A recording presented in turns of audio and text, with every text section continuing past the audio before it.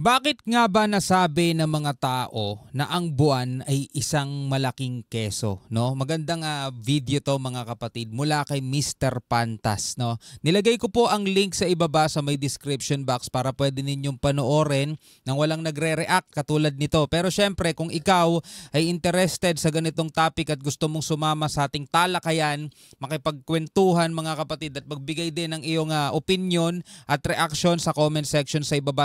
Samahan mo ko mga tol, sabay nating panoorin to mula kay Mr. Pantas mga kapatid.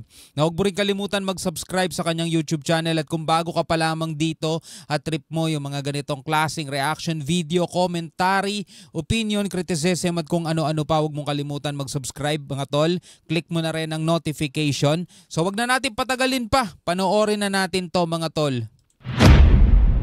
Nagtataka rin ba kayo kung bakit sinasabi ng iba na ang buwan ay isang malaking keso? Siguro dahil sa mga moon crater kung tawagin o yung mga butas. Kasi minsan kahit yung mga mukha pag butas-butas yung mukha, tinatawag din mukha kang buwan. Ano ang dahilan kung bakit nila ito nasabi? Mga mangyayari kung ang buwan ay isang malaking keso. Yan ang ating aalamin.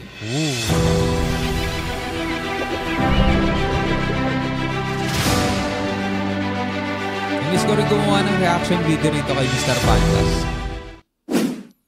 Bago tayo magpatuloy ay mabilisang pasalamat muna tayo sa 40 Bytes, ang developer team natin sa Mr. Pantas Learning App. Kung hindi ka pa nakapag-download ay punta na sa Google Play Store. Kung mahilig ka sa mga fun quizzes ay para sa iyo ito. Marami itong daily at weekly quiz na may katumbas na kaunting real cash na pwede mong i-withdraw sa GCash o sa Maya. Natuto ka na, kumita ka pa, at higit sa lahat, nakatulong ka pa sa dalawang charity na sinusuportahan natin. Limited users lang ang pwede sa app na ito, kaya download na habang available pa. Download na agad-agad. Babalik tayo. Noong 1902 ay nagkaroon ng survey sa mga bata noon kung saan ba gawa ang buwan. Nakakagulat ang sagot ng mga ito dahil marami sa kanila ang naniniwala na ang buwan daw ay isang malaking keso. Nang tanungin ang mga magulang at mga guro ng mga batang ito, ay itinanggi nilang tinuro nila sa mga bata na gawa sa keso ang ating buwan. So ito ay imagination ng mga bata, siguro dahil sa mga nakikita nilang drawing. At hindi pa nagtatapos dito. May mas malala pa dahil ang iba ay naniniwalang gawa sa green cheese ang ating buwan. Hindi ko ma-imagine kung ipinanganak tayo ng mga panahong iyon. Marahil malulungkot tayo kapag nalaman natin ang katotohanan na hindi gawa sa keso ang ating buwan. Pero alam nyo mga tol, isa sa mga pinaka nakakamangha na tanawin sa kalangitan, lalo-lalo na tuwing gabi at walang masyadong ulap, is itong buwan. 'Di ba?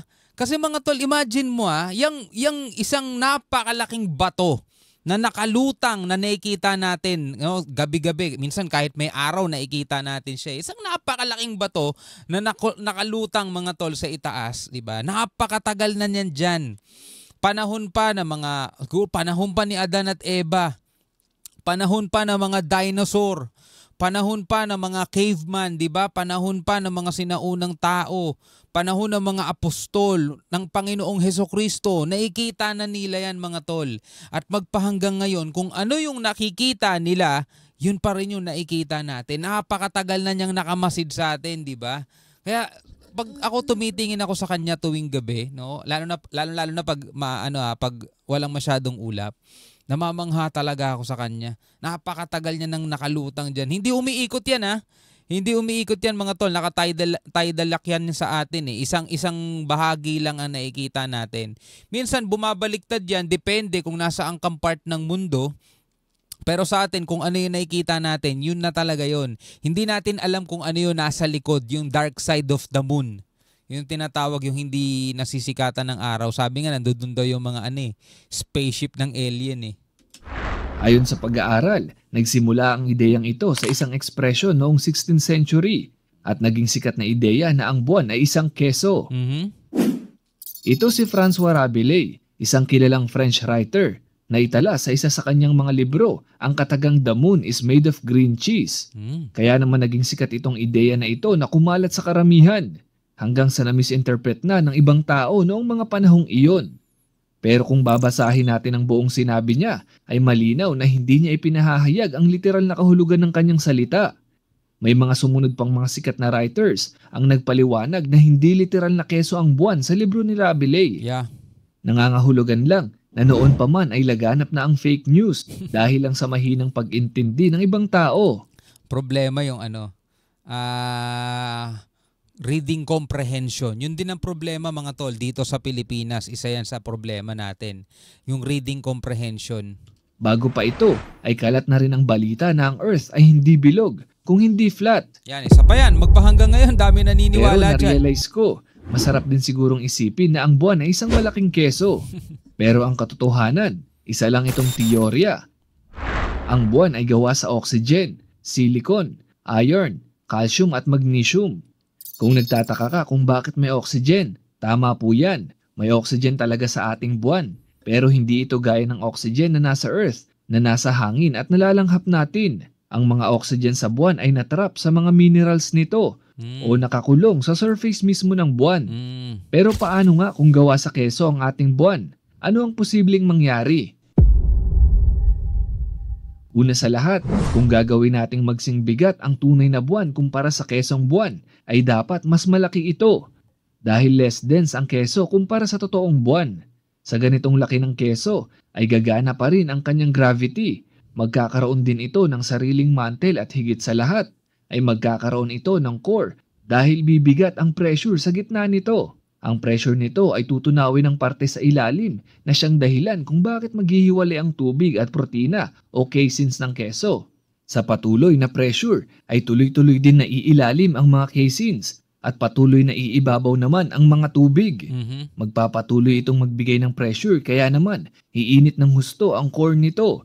Dahilan kung bakit hindi titigas na parang yelo ang mga humihiwalay na tubig. Ang nakakagulat dito ay itong parte na ito, kung saan ang mga caseins ay mapoproseso ng husto at makakagawa ng molecules ng carbon, nitrogen at hydrogen. Kapag nagpatuloy ito, ay lalabas sa buwan ang nitrogen at ethane na siya namang makakabuo ng atmosphere ng buwan. Dahil sa daming keso ay kakapal ang atmosphere nito at sasapat ito para maprotektahan ang surface ng buwan at kalaunay magiging gaya na ito sa ating planeta. Ang mga naprosesong tubig ay planetang keso. Makakalikha ng karagatan at ang mga natitirang keso naman ay siyang kalupaan. Pero ang tanong, tatagal ba ito? Ako naiisip ko hindi siya tatagal. Ito hindi pa sinasabi ni Mr. Pantas pero nasa isip ko lang hindi siya tatagal kasi matutunaw siya sa init ng araw. Kasi kung ano yung nararamdaman nating init ng araw pag tanghali, mga tol, malamang sa malamang ganun din ang mararamdaman nitong kesong buwan kung sakasakali. Sa kasamaang palad ay may katapusan ito. Wala talagang forever. Bukod sa patuloy ang proseso niya sa loob, ay patuloy din siyang nasisinagan ng araw. Unti-unti itong mababawasan, liliit, at kinalaunay mauubos. Hindi rin natin maaaring isang tabi ang mga debate kung papaano ba nabuo ang buwan. Isa sa mga sikat na teorya ang tinatawag na Big Wack. Sinasabi sa teoryang ito na sumalpok daw sa Earth ang isang napakalaking bagay noong 4.6 billion years na ang nakakalipas. Ang mga debris nito ang nagpaikot-ikot sa orbit ng Earth at kinalaunay nagsama-sama sa iisang lugar at nabuo bilang buwan. Malakas din ang nabuong gravity ng buwan. Sa katunayan ay nagkaroon ito ng mga active volcanoes noong mga panahong iyon. Ang mga dark area na ito ng buwan ay tinatawag na Maria, isang salitang Latin na ang ibig sabihin ay karagatan. Kung may kilala kang mayroong Maria sa pangalan ay isend mo na sa kanya ang videong ito. Ang mga maiitim na bahagi ng buwan ay dating naging karagatan ng lava mula sa pagputok ng mga bulkan dito. Lumipas ang mahabang panahon, lumamig at ang mga ito ay natuyo gaya ng nakikita nyo. Ayon sa mga astronaut na nakapunta na sa buwan, ay maihahambing nila ang amoy dito na tila ba gunpowder o pulbura. Nakapag-uwi sila ng mga sample ng moon dust at pinag-aralan ito. Nakakagulat ang naging resulta nang matapos pag-aralan ng mga siyentipiko ang moon dust na dala ng mga astronaut ay napatunayan nilang hindi ito amoy pulbura. Para lang itong normal na buhangin na binibenta sa hardware.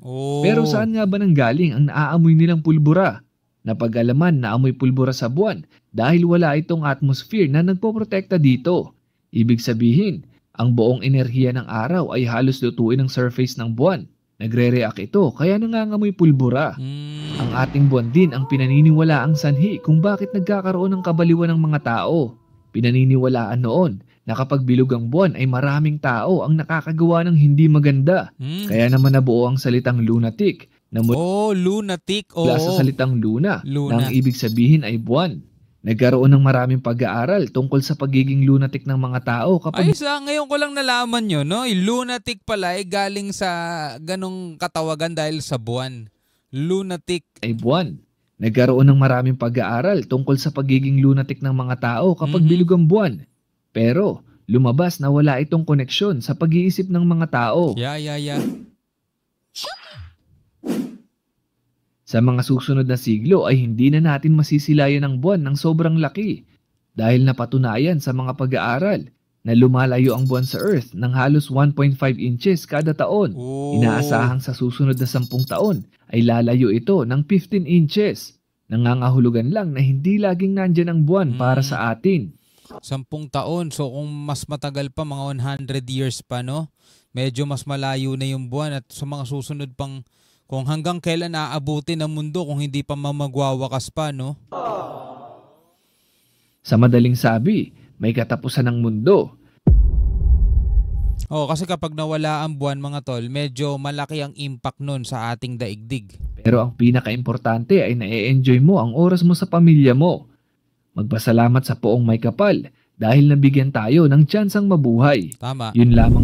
Napakaganda, no? Ayun nga, lumalayo ang buwan pala, no?